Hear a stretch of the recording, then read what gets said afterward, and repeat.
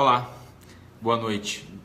Inicialmente gostaria de pedir desculpa por esses 10 minutos de atraso, mas é porque com essa tecnologia que hoje a gente vive, a gente precisa se organizar e eu comecei um pouco mais cedo, mas acabei que me enrolei um pouco. Hoje a gente está começando a tornar o consultório mais informatizado e de certa forma atrapalha um pouco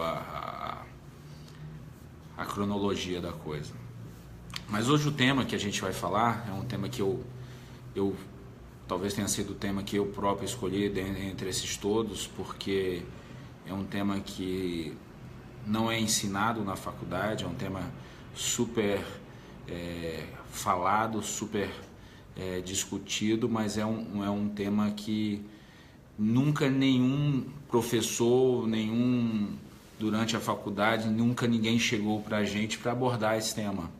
Olha, sua relação médico-paciente deve ser assim, sua relação, o contato com o doente deve ser assim. Claro que existem alguns professores que orientam de certa forma como abordar, como conversar, mas o dia a dia do consultório, a relação entre duas pessoas que acabaram de se conhecer, e a gente sempre se coloca do outro lado, e eu costumo dizer que a gente procura sempre agir de forma que a gente gostaria que agissem com a gente, de uma forma mais honesta possível, de uma forma mais sincera possível, sobretudo numa especialidade como a nossa, que é cirurgia plástica. Sobretudo quando a gente faz cirurgia plástica estética, e não só reparadora, e em que a expectativa, o desejo, a ansiedade é extremamente grande por nossa parte e muito mais por parte do cliente que chega, nos procura e procura o seu cirurgião plástico com o objetivo de melhorar. Então, em essência é isso. Então, nós trabalhamos com uma expectativa muito grande. E acho que a primeira coisa que eu gostaria de conversar com vocês sobre a consulta médica entre o paciente e o cirurgião plástico é que eu acho que isso é a melhor forma que a gente pode começar uma relação, como qualquer outra relação. É uma relação de confiança, de conhecimento, de amizade, de transparência. Eu sempre tento colocar, ou coloco, obviamente, sob a expectativa que seja uma coisa que seja real, que seja palpável. Me preocupa um pouco, às vezes os pacientes chegam com a ideia de eu gostaria disso, quero aquilo, e a gente por vezes vê que isso não é possível ou é difícil alcançar esse resultado, e por vezes é o momento da gente chegar e não operar. Então, assim, eu costumo sempre dizer, tem paciente que chega ao consultório e fala assim: doutor, hoje eu estou muito nervosa, estou ansiosa, porque eu esperei tanto tempo para vir aqui, ou para ir no cirurgião dela, ou enfim, para consultar, como se fosse o dia da cirurgia. Primeiro eu brinco e digo: olha, hoje é só consultar, hoje a gente só vai se conhecer, hoje a gente só vai conversar um pouco sobre cirurgia plástica, hoje a gente só vai... vou lhe mostrar um pouquinho mais do que você já até sabe, baseado na experiência do dia a dia, porque a gente obviamente vive mais isso, mas a ideia é tirar essa ansiedade, esse nervosismo, e sim dar a oportunidade um ao outro de se conhecer, né? de nos conhecermos.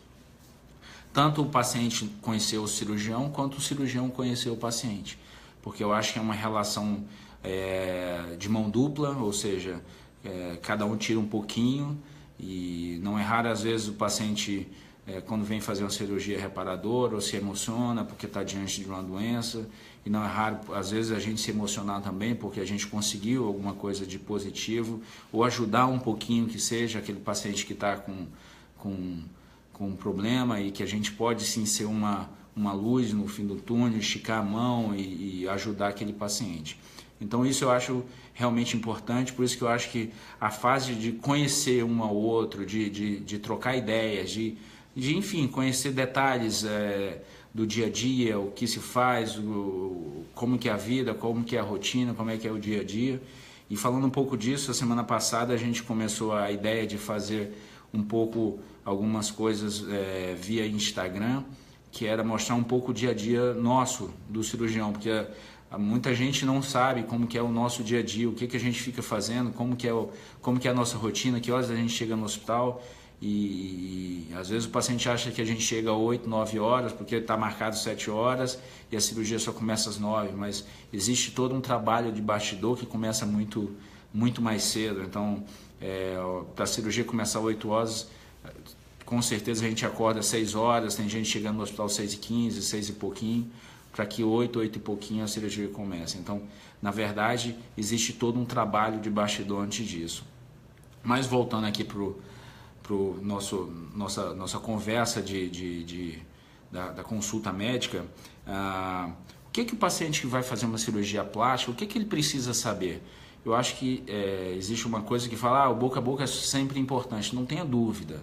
Ouvir falar é sempre bom, ouvir falar bem, ouvir falar de coisas que deram certo, como foram os resultados, coisas que eventualmente não deram certo, é sempre importante. Por quê? É uma forma da gente conhecer.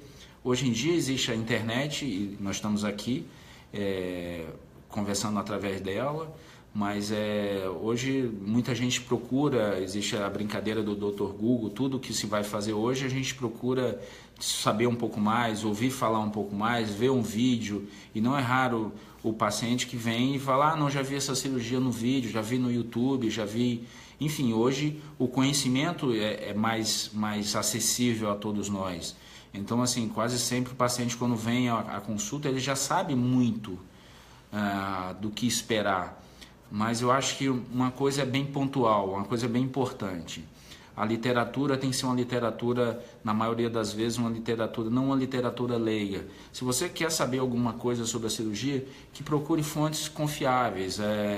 Sociedade Brasileira de Cirurgia Plástica é uma excelente fonte, onde o seu cirurgião faz parte disso, faz parte dessa sociedade, então segue alguns princípios básicos de cirurgia. Isso é uma coisa importante. Lá tem perguntas e respostas que são comuns no dia a dia. Quanto tempo eu tiro o ponto, como é que é a minha recuperação, quanto tempo demora a minha cirurgia, como é que é a evolução disso. Então acho que isso aí é uma coisa bastante importante. Onde o seu cirurgião opera, o local onde se opera é sempre importante, um local que precise ter uma infraestrutura, seja numa clínica, seja no hospital geral, em que tenha CTI, que tenha uma infraestrutura. Por quê? Por mais que a cirurgia seja simples, é uma cirurgia que envolve seus riscos, envolve seus cuidados e que na enorme maioria das vezes evolui muito bem. É muito comum as pessoas chegarem, não, eu ouvi falar que lipoaspiração é muito arriscado. A lipoaspiração talvez seja a cirurgia que a gente mais faça hoje em dia. Se você faz uma plástica de mama, você faz uma lipoaspiração associada. Se você faz uma plástica de abdômen, você faz uma lipoaspiração associada. Se você faz uma plástica de face, você faz uma lipoaspiração da região submentoniana associada. E acaba que o número de cirurgias de lipoaspiração é muito maior e são cirurgias que não têm complicação ou tem uma complicação muito baixa. É claro que, como tudo na vida, envolve o seu, tem risco? Tem risco sim, mas um risco calculado, um risco medido, um risco evitável, ou seja, que de certa forma, com seus exames pré-operatórios, operando num bom centro, operando dentro de alguns critérios a serem seguidos, você minimiza muito esse risco. E aí a gente começa a falar que tipo de exame. Os exames hoje, eles são fundamentais, porque eles dizem para a gente como que o paciente está, se tem anemia ou não, se o rim está funcionando, se a glicose está boa, como está a função cardiológica. Então isso é uma segurança para o paciente e é uma segurança para o cirurgião, porque assim como o paciente, nós, mais do que ninguém, queremos que a cirurgia ocorra tudo bem. Então, se o paciente, por exemplo, vai fazer uma prótese de mama, É importante que ela faça uma ultrassonografia para ver se não existe um nódulo, que se houver um nódulo, se não é ideal tirar esse nódulo junto da mesma cirurgia. Então hoje a gente já trabalha muito associado à mastologia, a gente vai fazer uma rinoplastia associada a um otorrino, para que ele veja se existe ou não um desvio de septo. Então assim, a consulta médica ela funciona muito bem para isso, para que a gente se conheça, para que nós possamos conhecer o paciente, saber de antemão se existe algum problema. Às vezes o paciente vai fazer uma rinoplastia, que é uma cirurgia puramente estética, e tem um desvio de septo.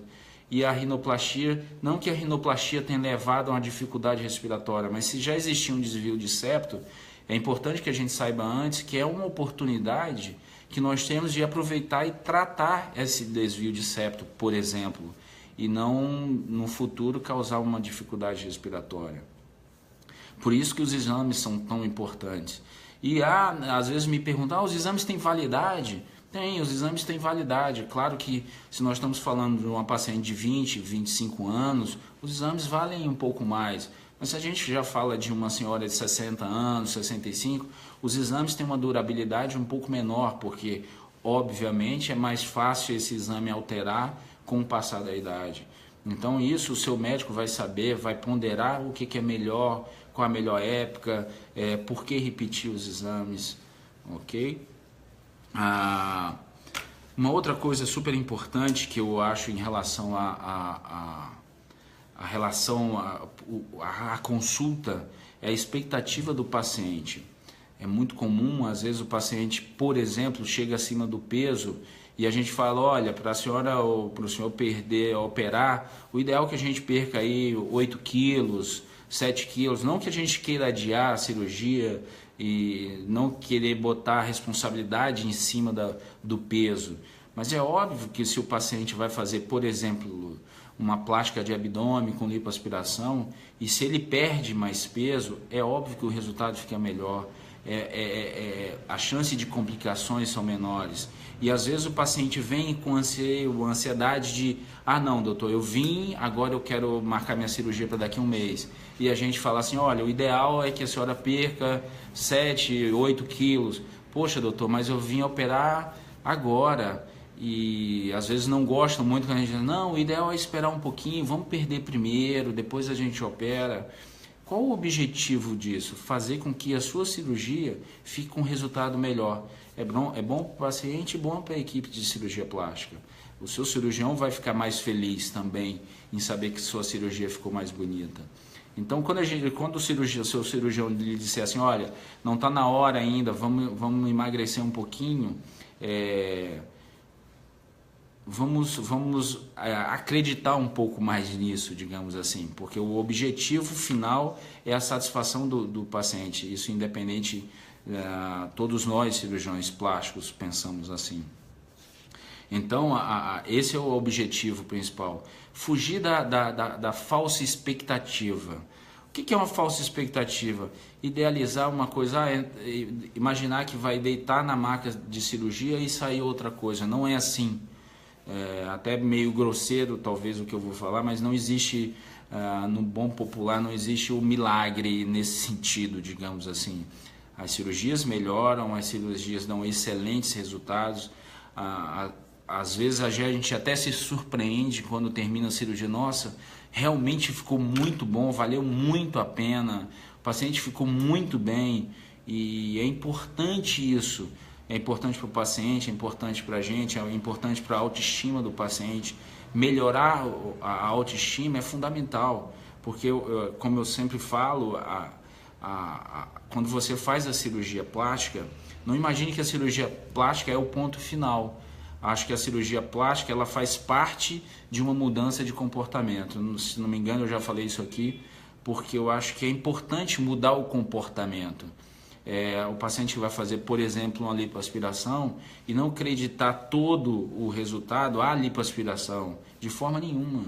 O que faz você ter um bom resultado é você fazer uma atividade física, fazer dieta, passar da cirurgia, fazer a sua drenagem linfática, seguir orientações, voltar à atividade física, gostar de se ver, gostar de olhar para você mesmo e sentir um bom resultado. Para a gente é importante isso, né? Longe da gente, do seu cirurgião, pensar que você vai fazer as suas... Ah não, o paciente veio, operou e depois eu nunca mais vi. Isso não é interessante. O interessante é o paciente vir, operar, voltar, nos dar um feedback. Doutor, eu operei, estou fazendo atividade física, o resultado foi bom, valeu a pena. Ou não, às vezes o resultado não é exatamente o que a gente imagina.